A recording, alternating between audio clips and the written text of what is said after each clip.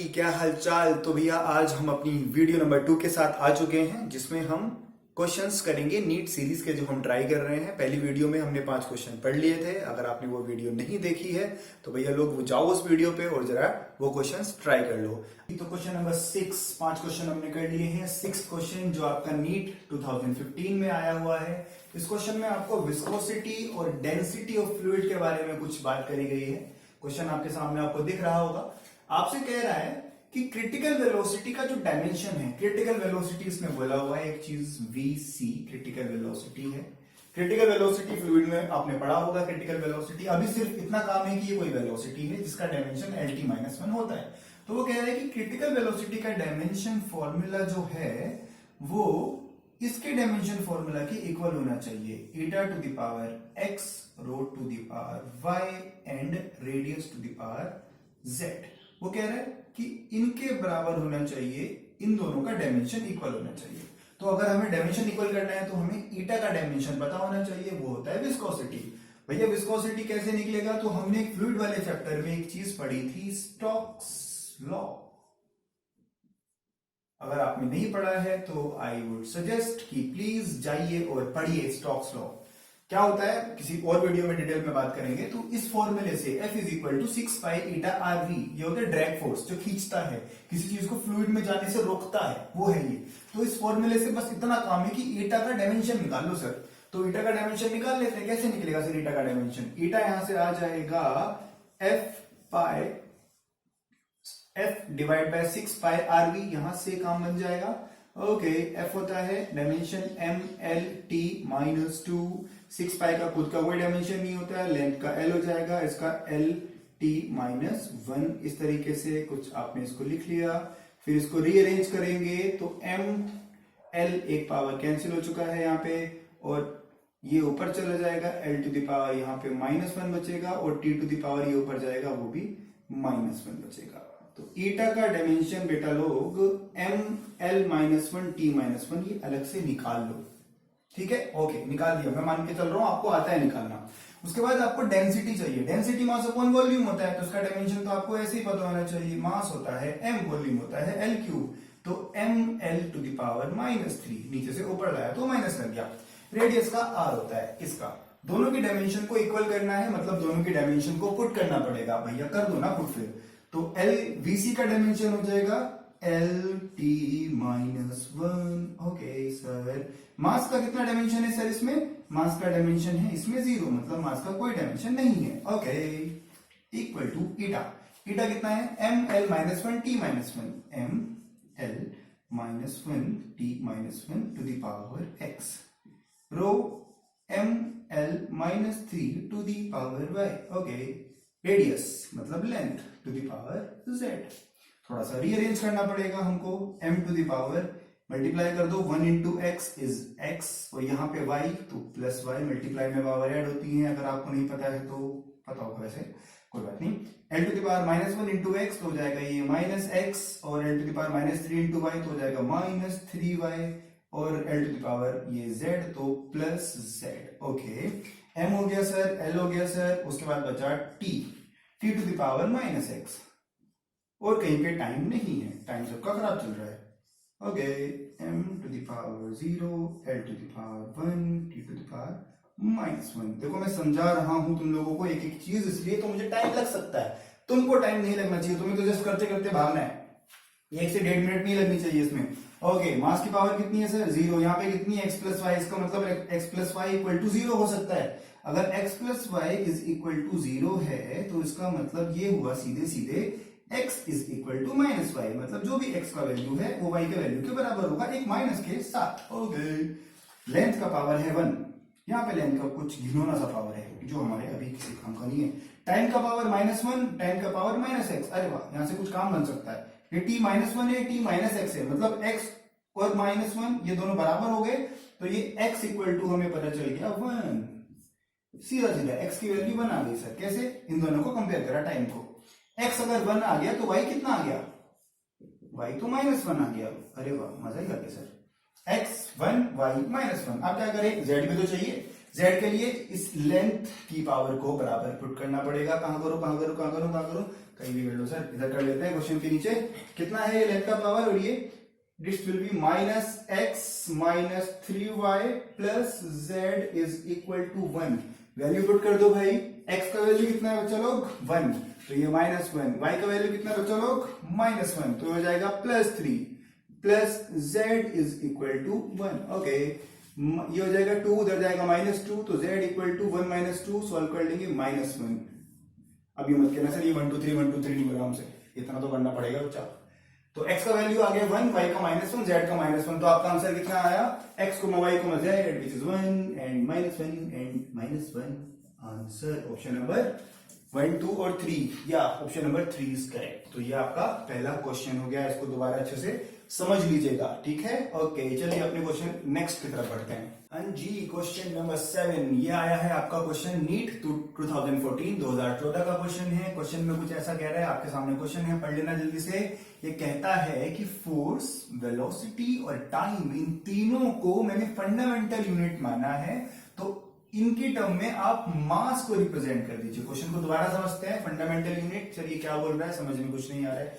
तो भाई SI system हमने पढ़ा था फिजिक्स में, एसआई सिस्टम होता है। एसआई सिस्टम का मतलब इंटरनेशनल स्टैंडर्ड जो हम मान के चलते हैं। तो टोटल हमने 7 क्वांटिटीज को मान रखा है कि 7 क्वांटिटी होती हैं जो फंडामेंटल होती हैं, जैसे कि मास हो गया, टाइम हो गया, लेंथ हो गया, टेम्परेचर हो गया, उसके बाद आपका क्या बोलते हैं इलेक्ट्रिक करंट हो गया, ल्यूमिनस इंटेंसिटी हो गया, अमाउंट ऑफ सब्सटेंस मोल हो गया। तो ये टोटल 7 चीजें हैं, इनको फंडामेंटल कहा है। मतलब इन्हीं सबसे मिलकर बाकी सारी क्वांटिटी बनती है। अब अगर इनको फंडामेंटल मानोगे तो बाकी जो भी बन रहा है वो डिराइव्ड हो जाएगा। बट अगर उल्टा कर दे, अगर किसी और को फंडामेंटल मान लेंगे तो उनके फॉर्मूले में लेंथ भी आएगा, हो सकता है मास भी आएगा, तो अगर उनको फंडामेंटल मान लेंगे तो ये डिराइव हो जाएगा। तो उस तरीके से कुछ दिमाग को घुमाने वाली बात कर रहा है, कह रहा है कि हमने फंडामेंटल ही बदल दिए कि ये मेरे फंडामेंटल्स डिवाइड वो हैं क्वांटिटीज, तो मास की टर्म में रिप्रेजेंट कर दीजिए। तो हम कहेंगे भैया ठीक है, तुमने जैसा कहा, हमने तुम्हारी बात मानी, तो हम क्वेश्चन को करते हैं सॉल्व कि अगर ये तीनों मिला के मास को बनाते हैं तो भैया लोग इनका कुछ डायमेंशन अरेंजमेंट करके मास के डायमेंशन के कुछ बराबर करा जा सकता है। कुछ ऐसा अरेंजमेंट इनके बीच जरूर होगा, क्योंकि आपने कहा है रिप्रेजेंट करो।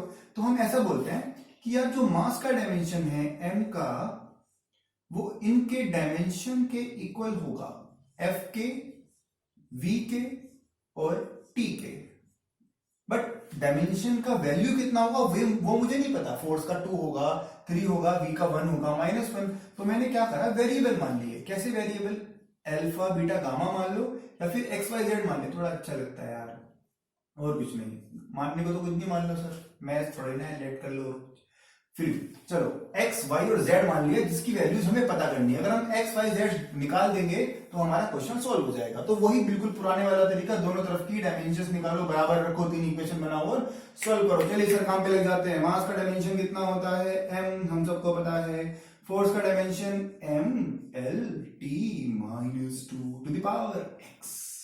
Speed v l t - 1 to the power y। Okay, time तो सर टाइम होता है, भले खराब हो चाहे सही हो, टाइम तो गुजरता रहता है। ओके, तो ये हो जाएगा mass m as it is equal to, यहाँ पे मास की पावर कितनी बची भाई? m की पावर यहाँ है x, सिर्फ x, और कहीं कहीं कहीं मास नहीं है तो m की पावर सिर्फ x आ जाएगी। ठीक है, लेंथ की पावर देखते हैं l, l to the power यहाँ पे आ जाएगा x और यहाँ पे आ जाएगा प्लस y। ओके, t के बारे में बात करते हैं सर। t के बारे में यहाँ टाइम सब पे है, देखो सबके पास टाइम है।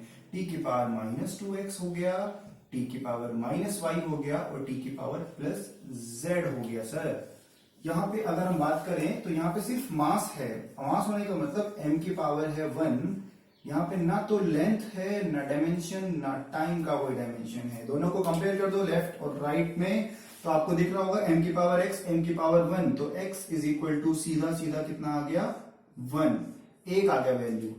अब यहाँ पे लेंथ को जरा कंपेयर करते हैं, x plus y is equal to 0। तो इसका मतलब क्या हुआ?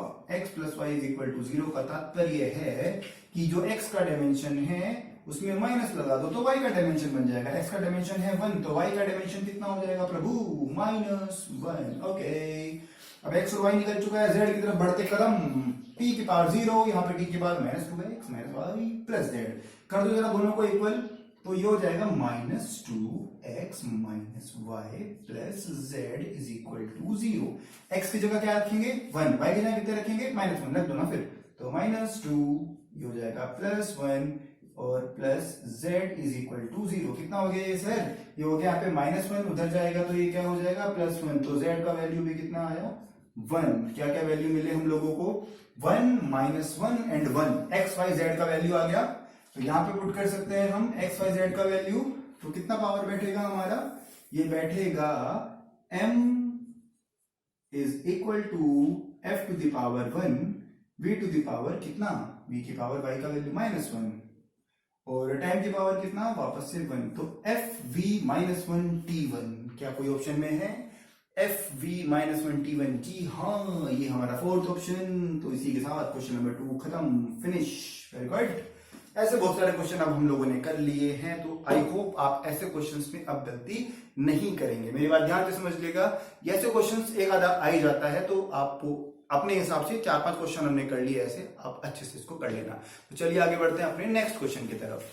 आइए भाई क्वेश्चन नंबर 8 की तरफ बढ़ते हैं। नीट 2013 की बात कर रहे हैं। एक छोटा सा प्यारा सा आसान सा क्वेश्चन दे रखा है, आपको एक एक्सप्रेशन दिया हुआ है P equal to a cube b square divide by c into d. ये 4 कोई क्वांटिटी हैं जो P के इक्वल हैं, उनकी पावर आपको दी हुई है और A, B, C और D में होने वाला टोटल परसेंटेज एरर आपको बता रखा है अलग अलग कितना कितना है। तो सबका मिला के P में आपको परसेंटेज एरर कैलकुलेशन करनी है। तो आप लोगों को पता हो जब भी मल्टीप्लाई या डिवाइड में होता है तो आप रिलेटिव एरर को निकाल के फिर उसको परसेंटेज में कन्वर्ट कर सकते हो।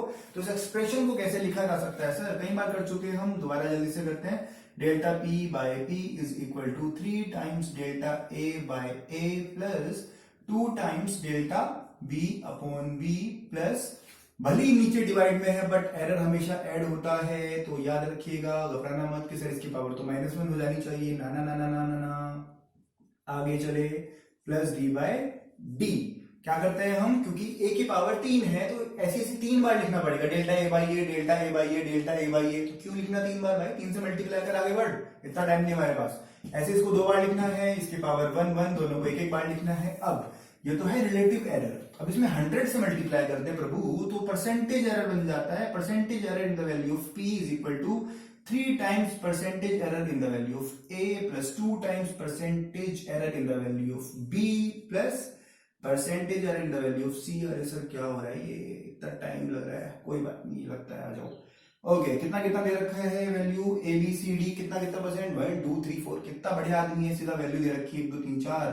1 प्लस 2 3 एंड 4। ओके, तो 3 प्लस 4 प्लस ये हो जाएगा 7, ये हो जाएगा 14 लग रहा है, 11 14, 7 प्लस 4 11 प्लस 14% एरर आया है।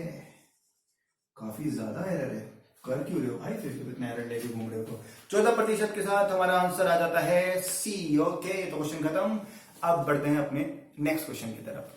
हाँ जी, नेक्स्ट क्वेश्चन नंबर है हमारा 9, जो कि वापस से 2013 नीट में आया हुआ था। इसमें कह रहा है कि इनमें से कौन से पेयर, जो आपको 4 ऑप्शन दे रखे हैं, इनमें से कौन से पेयर का डायमेंशन सेम हो सकता है। तो आप लोगों को पता होगा कि 2 अलग अलग क्वांटिटीज का डायमेंशन सेम हो सकता है। वैसे तो अगर आपने प्रैक्टिस कर रखी है तो आप इसका देखते आंसर बता दोगे कि यार इन दोनों का तो सेम है, बट फिर भी मेरा ये दायित्व बनता है कि मैं आपको बताऊं कि कैसे निकालते हैं अलग अलग क्वांटिटीज का डायमेंशन। तो सिंपल सा फंडा, आपको फॉर्मूला याद होना चाहिए, सबका फॉर्मूला याद करो, डायमेंशन निकल जाएगा। आइए भैया इंपल्स के बारे में बात करते हैं। इंपल्स क्या होता है? इंपल्स होता है सर जी चांटा, फोर्स जो अचानक से लग जाए, जो बहुत कम इंटरवल ऑफ टाइम के लगाए, जो इंपैक्ट दे, उसको इंपल्स कहते हैं। कैसे निकलता है इंपल्स? इंपल्स निकलता है सर फोर्स इनटू टाइम से, क्योंकि बहुत छोटा होता है, नुन्नू सा टाइम। फोर्स का डायमेंशन m l t -2 और टाइम का डायमेंशन टाइम, तो +1 हो जाएगा, तो यहां बचेगा -1। ओके, तो इंपल्स का डायमेंशन हमें समझ में आया m l t -1। ओके ठीक है। सरफेस टेंशन कहां होता है सर? सरफेस टेंशन नाम से पता चल रहा है, जहां सरफेस होती है वहीं पे होता होगा, मतलब सर वाला टेंशन नहीं है, पानी वाला टेंशन है जो किसी लिक्विड की सरफेस पे होता है। कैसे निकलता है सरफेस टेंशन? वैसे तो भैया डिफाइन होता है एनर्जी अपॉन एरिया से, बट फिर भी जो फॉर्मूला है वो बता देते हैं। फोर्स पर यूनिट लेंथ एक इमेजिनरी लेंथ मान लेते हैं, तो फॉर्मूला कुछ ऐसा होता है F बाई एल। यहां से निकाल लेते हैं फोर्स का कितना डायमेंशन, m/l/t-2, लेंथ का l को मार दिया तो ये तो गया, बचा कौन, m/t-2 सरफेस टेंशन। सर ये क्या बराबर लग रहे हैं, नो नो पास, ये दोनों बराबर नहीं है, मतलब ये पहला ऑप्शन गलत हो गया। हमें पता था बट फिर भी हमने कैलकुलेट करके देख लिया, मतलब मैंने कर लिया ताकि आप समझ पाओ। Angular momentum and work. Angular momentum क्या होता है, एंगुलर मोमेंटम सर कुछ किसी को याद है एंगुलर मोमेंटम? एंगुलर मोमेंटम को एल से डिनोट करते हैं, वो होता है लीनियर मोमेंटम इनटू आर। मैं सिंपल बेसिक फॉर्मूला बता रहा हूं। लीनियर मोमेंटम होता है mass into velocity into R. तो यहां से आप इसका डायमेंशनल फॉर्मूला कैलकुलेट कर सकते हो अगर आप करना चाहो तो हम तो चाहते हैं भैया, तो हम करेंगे। ओके, ये एल है लीनियर, ये वो लेंथ मत सोचना इसको, ये एंगुलर मोमेंटम है, दिल पे मत ले जाना। m का हो जाएगा मास, mv का हो जाएगा lt-1 और इस r का हो जाएगा l, मतलब स्क्वायर हो गया यहाँ पे। इसके बराबर में क्या बोलता है, वर्क। हाय हाय हाय, work w force into displacement into cos theta. cos theta को तो छोड़ दो, होता नहीं उसका कुछ, कितना हुआ m/l/t-2 इनटू l, मतलब यहाँ पे आ गया 2। क्या तुम्हें लगता है कि ये दोनों बराबर हैं? सर दिल तो नहीं कहता ऐसा है, बट ऐसा नहीं भी है, सही बात है, ऐसा नहीं है, तो ये भी गलत हो गया। थर्ड ऑप्शन क्या बोलता है, वर्क एंड टॉर्क। हाँ शायद, क्योंकि हमें पता है टॉर्क क्या होता है, टॉर्क होता है जो किसी चीज को घुमा दे, ऐसे गोल गोल घुमाने का मतलब निकलता कैसे है सर, ये क्रॉस प्रोडक्ट से निकलता है वैसे, but force into perpendicular distance नाम की एक चीज होती है, उससे भी टॉर्क निकल जाता है कि कहां पे फोर्स लगा रहे हो और जिस पॉइंट के अबाउट वो रोटेट करेगा उस पॉइंट और एप्लीकेशन ऑफ फोर्स वाले पॉइंट के बीच में कितना डिस्टेंस है, अगर वो हमें पता चल जाए तो हम निकाल सकते हैं। बट फॉर्मूला तो बिल्कुल वर्क जैसा लग रहा है मुझे भाई, डिस्प्लेसमेंट ही आर भी तो डिस्प्लेसमेंट है, इसका मतलब इसका डायमेंशन सेम आएगा, तो option number C is correct. उसके बाद यंग्स मॉडुलस एंड एनर्जी, यार इसका भी आप डायमेंशन निकाल सकते हो, वैसे आंसर पता चल चुका है, सी आंसर है, बट फिर भी यंग्स मॉडुलस आप निकालना चाहो तो निकाल सकते हो। क्या होता है यंग्स मॉडुलस, सर यंग होता है बहुत, वाई होता है, इसको प्यार से वाई कहते हैं। कैसे निकलता है सर, ये स्ट्रेस अपॉन स्ट्रेन से निकलता है। स्ट्रेस होता है sir force upon area. Sir strain क्या होता है, change in length upon original length, मतलब डेल्टा एल बाई एल। इसका खुद का कोई डायमेंशन नहीं होता भाई, लेंथ से लेंथ को डिवाइड कर रहे हो, कहां बचेगा डायमेंशन, तो एफ अपॉन एरिया से निकलेगा यंग्स मॉडुलस, तो निकाल लेना है ना, बच्चों वाली चीज है। एनर्जी मतलब वर्क, वर्क में ही तो एनर्जी है, एनर्जी में ही तो वर्क है, सब कुछ तो सेम है बबुआ। इसका मतलब ये भी आप निकाल लोगे तो आंसर आ गया आपका सी। तो इसी के साथ हमने नेक्स्ट क्वेश्चन की तरफ बढ़ते हैं जी। तो अब क्वेश्चन नंबर 10 और ये हमारा आखिरी क्वेश्चन है आज का हमारी वीडियो का। ये देखते हैं क्वेश्चन नंबर 10 जो नीट 2012 में आया था, मतलब अब एक साल पीछे जा चुके हैं हम, 13 के क्वेश्चन से 12 के क्वेश्चन पे आ गए हैं। क्वेश्चन में कुछ ऐसा बोल रहा है कि एक डैम्पिंग फोर्स है एफ। अब आप कहेंगे सर ये डैम्पिंग क्या है, ये डैम्पिंग तो फोर्स तो पता है सर, डैम्पिंग नहीं पता है। डैम्पिंग फोर्स का मतलब होता है अगर कोई ऑसिलेटरी मोशन हो रहा है और ऐसा ऑसिलेटरी मोशन हो रहा है जिसका जो ऑसिलेशन है उसका एम्पलीट्यूड दोनों तरफ इक्वल है और टाइम के साथ चेंज नहीं हो रहा है, मतलब हमेशा अनंत काल के लिए ये ऐसे ही चलता रहेगा, तो ये कांस्टेंट चलता चला जा रहा है। ऐसा होता तो नहीं है असल में, क्यों, क्योंकि कोई ना कोई ऐसा फोर्स जरूर होगा, हवा की वजह से ऊपर फ्रिक्शन होगा जहां बंधा हुआ है, किसी और की वजह से वो धीरे धीरे रुकते रुक ही चला जाएगा, रुक जाएगा फाइनली, ठीक है। तो ये जो फोर्स होता है जो किसी ऑसिलेशन की स्पीड को, उसके एम्पलीट्यूड को टाइम के साथ घटाता है, धीरे धीरे पहले ज्यादा था फिर कम और फाइनली एकदम सीधा हो गया, तो ऐसा फोर्स को डैम्पिंग फोर्स कहते हैं। है तो फोर्स, डायमेंशन तो सेम रहेगा, कह रहा है डायरेक्टली प्रोपोर्शनल टू स्पीड है, ठीक है, मतलब स्पीड घटेगी तो फोर्स भी घटता चला जा रहा है, ऐसी कोई बात हो रही है।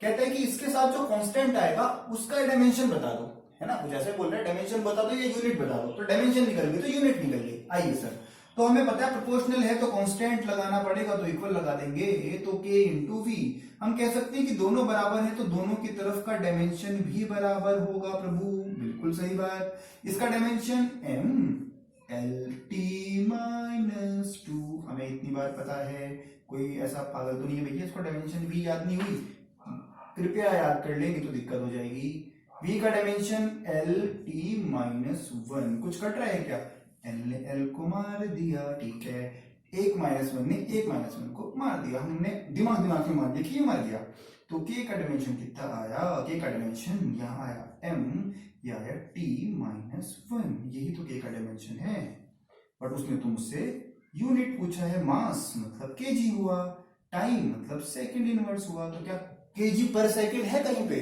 केजी सेकंड -1, क्या बात है, सी ऑप्शन है सर, ऑप्शन नंबर सी आपका करेक्ट आंसर है। तो इसी के साथ आज के हमारे टोटल 5 क्वेश्चंस खत्म हो चुके हैं। तो ये हमारी दूसरी वीडियो थी।